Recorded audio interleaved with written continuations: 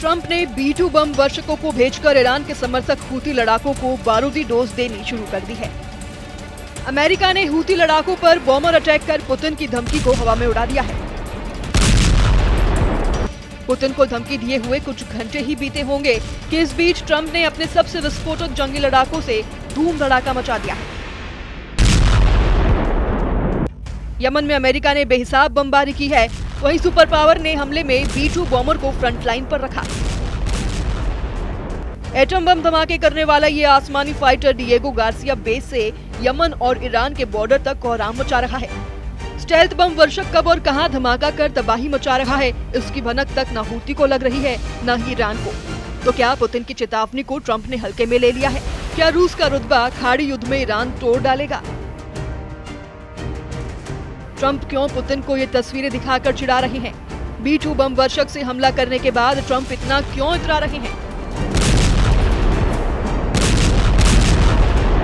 परमाणु हथियारों से अटैक करने वाले B-2 बॉम्बर के जंग में उतरने के बाद क्या न्यूक्लियर युद्ध फाइनल हो चुका है? ट्रंप ने वीडियो पोस्ट कर दावा किया है कि ड्रोन कैमरे से ली गई तस्वीरों में हूती लड़ाकों की भीड़ दिख रही है। ट्रंप ने दावा किया है कि हूती लड़ाकों का दस्ता अमेरिका पर हमले के लिए जुटा था, जिन्हें वक्त रहते बम बरसाकर मार डाला गया है। ये हमला जंगी जेट से किया गया या फिर B-2 बम वर्षक से, इसकी जानकारी ट्रंप ने नहीं दी, लेकिन उन्होंने सोशल मीडिया पोस्ट में जो लिखा उससे खामेनेई का गुस्सा भड़कना तय है।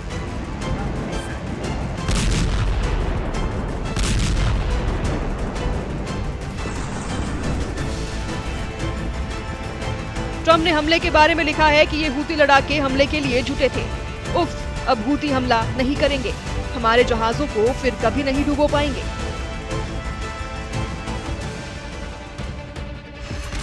जोरदार धमाके से ट्रंप ने हूती लड़ाकों का पूरा दस्ता मार गिराया और उसका जश्न मनाकर ईरान को हड़का भी दिया है। ट्रंप ने धमकी दी है कि ईरान और अमेरिका में बात होगी तो बीच में किसी भी मध्यस्थता को मंजूर नहीं किया जाएगा। सही मायने में ये धमकी ईरान की जगह पुतिन को दी गई है,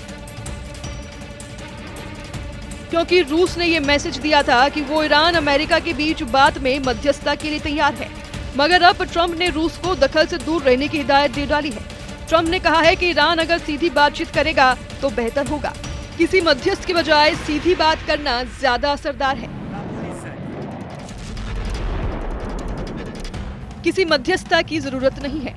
ईरान चिंतित है, कमजोर भी लग रहा है, लेकिन मैं नहीं चाहता कि वो ऐसा महसूस करे।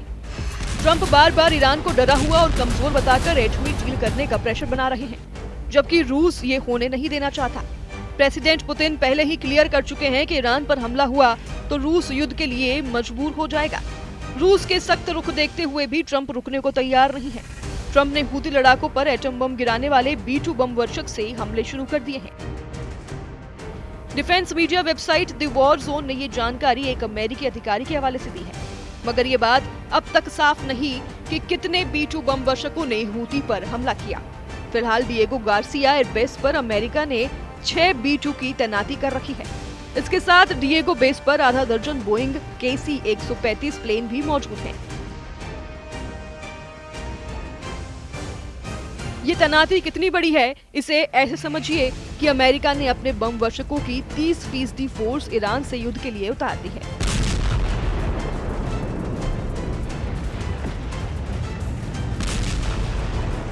ट्रंप ने महाविनाश के हथियारों का इस्तेमाल कर ये मैसेज दिया है कि वो जरूरत पड़ने पर परमाणु बम भी फोड़ सकते हैं। हालांकि ये नौबत न आए, इसलिए ट्रंप ईरान से डायरेक्ट डील का ऑफर भी देना नहीं भूल रहे हैं। ट्रंप ने कहा है कि ईरान सीधी बातचीत करना चाहता है, ईरान डील चाहता है। ईरान अगर सभी बातों को दरकिनार कर ट्रंप से टकराने का फैसला करता है तो क्या होगा, इसका फैसला व्हाइट हाउस में होने जा रहा है, जहां इजराइल के प्रधानमंत्री नेतन्याहू भी मौजूद हो सकते हैं। नेतन्याहू एक बार फिर से व्हाइट हाउस पहुंच रहे हैं। इजराइल ने जानकारी दी है कि प्रधानमंत्री नेतन्याहू 7 अप्रैल को व्हाइट हाउस का दौरा करेंगे, जहां वो अमेरिकी राष्ट्रपति डोनाल्ड ट्रंप के साथ ईरान और गाजा संकट पर फाइनल फैसला करेंगे।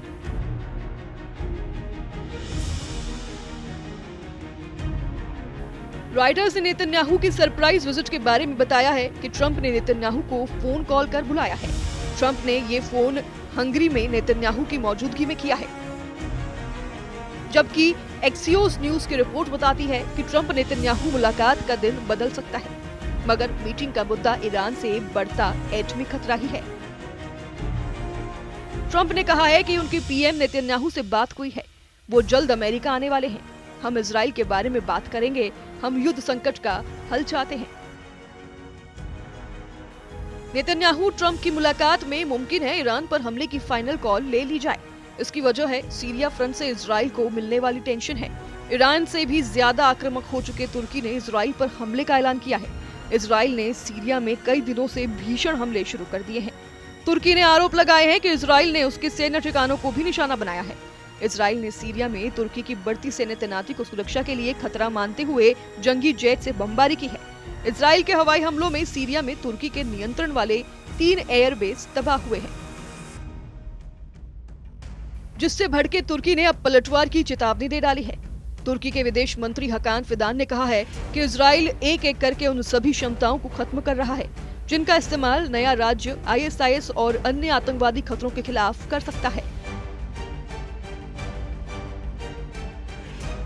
और इजराइल सीरिया में जो कर रहा है वह न केवल सीरिया की सुरक्षा के लिए खतरा है, बल्कि क्षेत्र में भविष्य की अस्थिरता का मार्ग भी प्रशस्त कर रहा है। मुझे नहीं लगता कि यह क्षेत्र में इजराइल के भविष्य के लिए अच्छा है।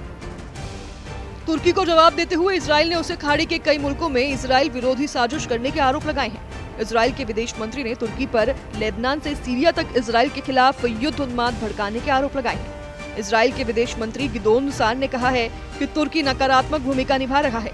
सीरिया हो, लेबनान हो, खाड़ी के कई मुल्कों में तुर्की विस्तार कर रहा है। सीरिया के उत्तरी हिस्से में तुर्की कब्जा कर रहा है। सीरिया को एर्दोआन तुर्की का अघोषित क्षेत्र बनाने में जुटे हैं। इजराइल इसके खिलाफ है।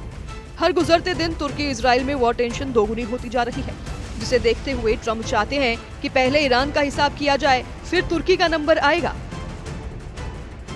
क्योंकि ईरान ने अगर एटम बम बना लिया तो उसका टेस्ट तेल अवीव में करने का वचन खामेनेई पहले ही दे चुके हैं। ईरान को सुप्रीम लीडर ने कई बार ये बात दोहराई है कि इजराइल को इस धरती से मिटा दिया जाए।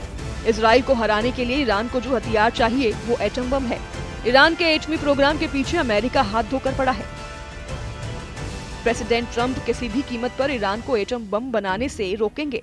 अगर ईरान नहीं माना तो जो B-2 बम वर्षक अभी हूती लड़ाकों पर बारूद बरसा रहे हैं, वही एटम बमों के धमाके कर सकते हैं। ये बताने की जरूरत भी नहीं है कि ट्रंप के बम वर्षक परमाणु धमाके की शुरुआत कहां से करेंगे। ईरान के 7 ऐसे शहर हैं जहां अमेरिका को न्यूक्लियर प्रोग्राम का पक्का पता है। ये ईरान की राजधानी तेहरान से इस्फहान के रेगिस्तान तक बनाए गए हैं। अमेरिका सबसे पहले ईरान की न्यूक्लियर साइटों को तबाह कर सकता है, जिसके बाद इजराइल अमेरिका का संयुक्त हमला ईरान के मिसाइल सिटी पर मुमकिन है।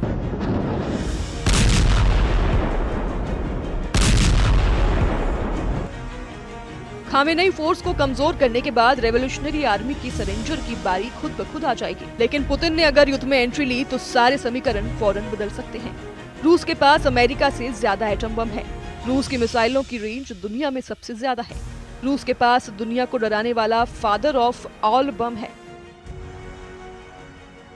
सबसे बड़ी बात, रूस दोस्ती निभाता है, दोस्त देशों पर आए संकट से उबारता है। इसलिए पुतिन को गेम चेंजर कहा जाता है। शायद पुतिन यूक्रेन युद्ध का हिसाब ट्रंप से खाड़ी युद्ध में पूरा करने का प्लान भी बना चुके हैं। Bureau report, news 18।